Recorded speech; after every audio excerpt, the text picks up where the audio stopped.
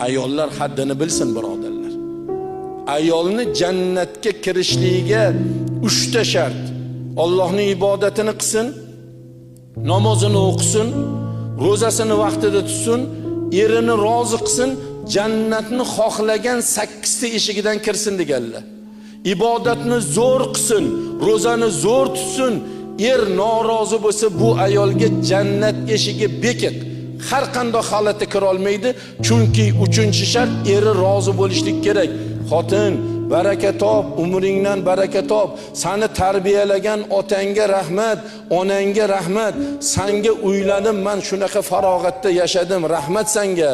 Hurmatimni qilding, xizmatimni qilding, lekin shunda ham ba'zi bir paytlarda qadringa yetmay baqirib qo'ydim, so'kib qo'ydim, mendan rozi bo'l, men sendan roziman xotin, Xudo rozi bo'lsin degan gapni oladi. Jannatni 8 ta eshigidan tanlab, qarang,